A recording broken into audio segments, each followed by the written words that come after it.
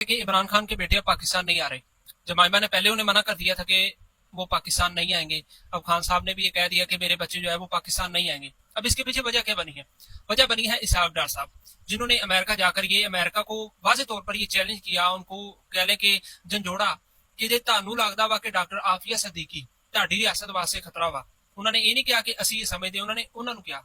ਤੇ ਤੁਸੀਂ ਇਹ ਸਮਝਦੇ ਜੇ ਕਿ ਉਹ ਤੁਹਾਡੀ ਰਿਆਸਤ ਵਾਸਤੇ ਖਤਰਾ ਵਾ ਤੇ ਕੋਈ ਉਹਦੇ ਉੱਤੇ ਬਾਤ ਨਾ ਕਰੇ, ਕੋਈ ਸਾਡੇ ਅਦਾਲਤੀ ਨਿਜ਼ਾਮ ਨੂੰ ਚੈਲੰਜ ਨਾ ਕਰੇ, ਸਾਡੇ ਅਦਾਲਤੀ ਨਿਜ਼ਾਮ ਦੇ ਉੱਤੇ ਬਾਤ ਨਾ ਕਰੇ, ਤੇ ਫਿਰ ਅਸੀਂ ਵੀ ਇਸ ਗੱਲ ਨੂੰ ਬਰਦਾਸ਼ਤ ਨਹੀਂ ਕਰਦੇ ਕਿ ਕੋਈ ਬੰਦਾ ਆ ਕੇ ਸਾਡੇ ਅਦਾਲਤੀ ਨਿਜ਼ਾਮ ਨੂੰ ਚੈਲੰਜ ਕਰੇ ਜਾਂ ਅਦਾਲਤੀ ਫੈਸਲੇ ਉੱਤੇ ਕੋਈ ਗੱਲ ਕਰੇ ਜਾਂ ਐਸੇ ਬੰਦੇ ਵਾਸਤੇ ਸਾਡੇ ਕੋਲ ਸਿਫਾਰਸ਼ੀ ਬਣ ਕੇ ਆਵੇ ਜਿਹੜਾ ਬੰਦਾ ਸਾਡੀ ਰਿਆਸਤ ਵਾਸਤੇ ਖਤਰਾ ਵਾ, ਸਾਡੇ ਮੁਲਕ ਪਾਕਿਸਤਾਨ ਵਾਸਤੇ ਖਤਰਾ, ਜਿਹਨੇ ਸਾਡੀ ਰਿਆਸਤ ਤੇ ਹਮਲਾ ਕਰਨ ਦੀ ਕੋਸ਼ਿਸ਼ ਕੀਤੀ। ਅਸੀਂ ਉਸ